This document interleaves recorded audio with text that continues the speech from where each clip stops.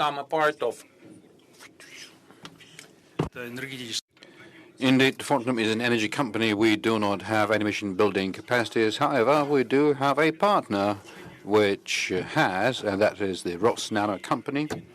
And it was specifically Rosnano who, in between us, outside of the investment activity into the energy sector, is responsible for everything that is supposed to be localized, considering and including nanotechnologies. Fortum invested about 4.5 billion euros into the Russian energy industry. Last year, we completed our mandatory investment program, and now going through the stage of the operational activity. So I'm acting here under two hats. The first one is that we have additional capacity contract payments and additional capacities, a fantastic mechanism for investors which guarantees the returns. And we are reinvesting our money into other additional capacity contracts, including the sun power, and that seems to be a never-ending cycle. However, we need to think about who pays this money to us, because if this is kind of a never-ending cycle, is going to be cumbersome for those who are paying money, and this is our consumers, then this whole thing is going to end up very soon. As we remember the story of the very same thing amongst the grid networks, it will really be something short-lived.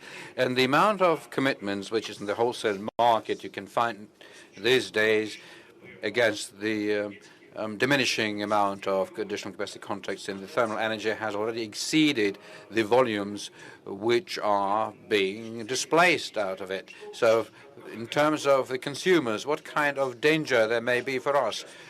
I mean to say that already now for consumers, and the energy really performs well in long-term investment cycles, going back to our own distributed generation, is approximately 25–30%, which means that the most advanced amongst our consumers will start switching over to their own generation and will disconnect themselves from the market, while the prices that we have are very democratic. But when your network component is about 40–60% from what the end user is paying, and additionally all those non-market kind of markups, like, for example, we know how many riders are there on this horse and how many will join those who are on mounted, will make us very much concerned. So I do agree with Alexei that we need to very much scrutinize this picture.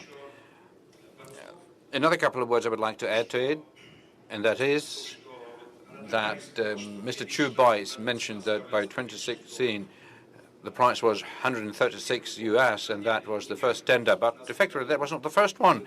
In 2015 we won the first tender in Ulyanovsk. We're building the wind farm and the price was $174. And the only tender in the wind power which took place with a very strong competition was the last before one, and three players won some serious amounts, and so these volumes are being distributed throughout the whole program until 2024, approximately 30% between Rosatom and Rosnano Fortum, and 10% for Enel, and additional 1 gigawatt is going to be played out within about a year during the next tenders. And so the price for capacity went down by about 30% as a result of this competition. But I would like to draw the attention of Alexei to what is happening to the hard waste when a tender was being played out just for the sake of one company, and one lot was in excess of 1 billion. So let's run the future tenders according to different principles so that they would be transparent and not customized for one particular company, because we've got technology, we've got experience, we're building capacities throughout the whole world, and we would like it to be competitive, transparent, and so that our consumers would also win from it. But generally speaking, we are a very positive attitude towards what is going on. We have a reliable partner, we have sufficient volumes. There are 3 technology platforms currently in the market: Vestas, Siemens Gamesa, and Lagerwey.